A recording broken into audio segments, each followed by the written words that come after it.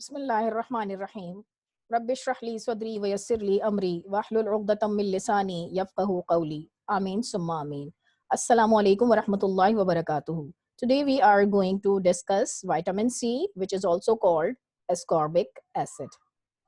Ascorbic acid is a very powerful reducing agent, यानी vitamin C हमारी body में एक बहुत important रिड्यूसिंग एजेंट के तौर पर अपना रोल प्ले करता है। सबसे पहले हम इसके स्ट्रक्चर पर बात कर लेते हैं।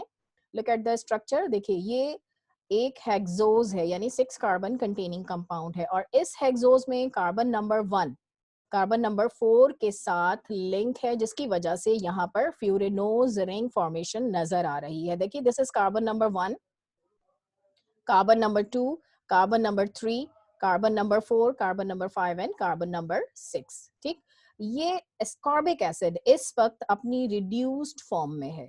जब भी ये एज रिड्यूसिंग एजेंट अपना रोल प्ले करता है तो अदर सब्सटेंस को रिड्यूस करके खुद ये ऑक्सीडाइज फॉर्म में आ जाता है, और इसके ये दो हाइड्रोजन जो carbon number 2 and carbon number 3 पर मौजूद है in the form of hydroxyl groups, ये दो हाइड्रोजन रिलीज हो जाते हैं।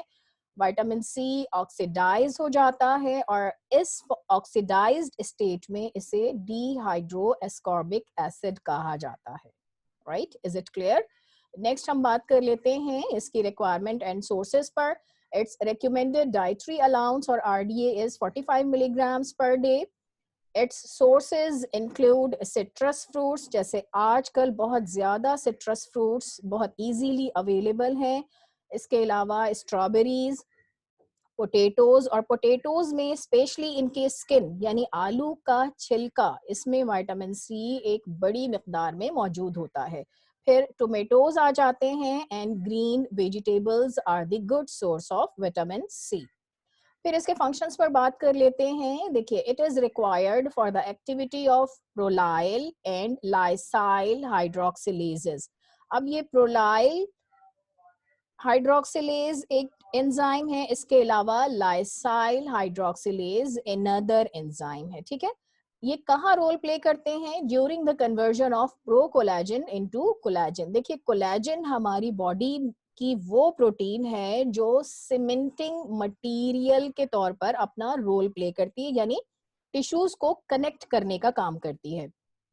इस कोलेजन के synthesis in the form of pro collagen होती है, यानी ये अपनी इनएक्टिव फॉर्म में सिंथेसाइज होती है। और प्रो कोलेजन में proline residues and lysine residues मौजूद होते हैं।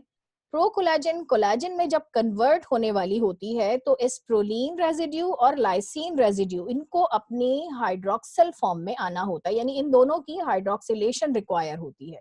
और इनकी हाइड्रोक्सिलेशन के लिए जो एंजाइम रिस्पॉन्सिबल है वो प्रोलीन के लिए प्रोलाइल हाइड्रोक्सिलेज है, और लाइसिन के लिए लाइसाइल हाइड्रोक्सिलेज है। और ये दोनों एंजाइम्स अपने साथ विटामिन सी यानी एस्कॉर्बिक एसिड को एज कोएंजाइम यूटिलाइज करते हैं, इसे इस्तेमाल करते हैं। In the absence of vitamin C ये रिएक्शन पॉसिबल नहीं होता, यानी प्रो कोलेजन अपनी एक्टिव फॉर्म कोलेजन में कन्वर्ट नहीं हो सकती। जब ये कन्वर्जन नहीं होगी, दैट मीन्स के हमारी बॉडी के सेल्स को सीमेंटिंग मटेरियल नहीं मिलेगा जो इनकी टेंसाइल स्ट्रेंथ को बढ़ा सके। ठीक है, तो कोलेजन के सिंथेसिस में यानी एक्टिव कोलेजन के सिंथेसिस में विटामिन सी का बहुत मेजर रोल है।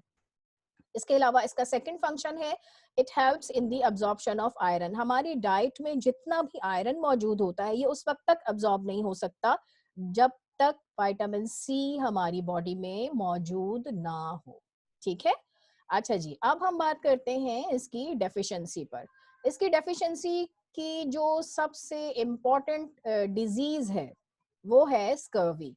अब स्कर्वी को हम किस तरह से डिफाइन कर सकते हैं? It is characterized by sore spongy gums, loose teeth, fragile blood vessels and swollen joints. यानी स्कर्वी में हमारे गम्स लूज हो जाते हैं, जिसकी वजह से टीथ की ज्वाइनिंग लूज हो जाती है, और इस लूज ज्वाइनिंग की वजह से कुछ भी खाते हुए हमारे मसूड़ों से खून आना शुरू हो जाता है। ठीक है, और ये किस वजह से होता है? क्योंकि कोलेजन इम्प्रॉपर होती है, कोलेजन की सिंथेसिस नहीं हो पाती। क्यों सिंथेसिस नहीं हो पाती? अभी हमने डिस्कशन की कि प्रो कोलेजन से कोलेजन की कन्वर्जन में विटामिन सी एक बहुत इंपॉर्टेंट रोल प्ले करता है। ठीक है, इसके अलावा अगली जो इसकी सिम्टम है वो है एनीमिया। हमने बात की थी कि विटामिन सी के फंक्शन में एक बहुत इंपॉर्टेंट फंक्शन है एब्जॉर्प्शन ऑफ आयरन। जब आयरन एब्जॉर्ब नहीं हो सकेगा तो हीमोग्लोबिन भी प्रॉपरली सिंथेसाइज नहीं हो सकेगी, हीमोग्लोबिन कंटेंट कम हो जाएगा बॉडी में, and this condition leads to anaemia. ठीक है, so this is some important features of vitamin C. Next time next topic के साथ मिलेंगे। टिल देन अल्लाह हाफिज, अस्सलामु अलैकुम।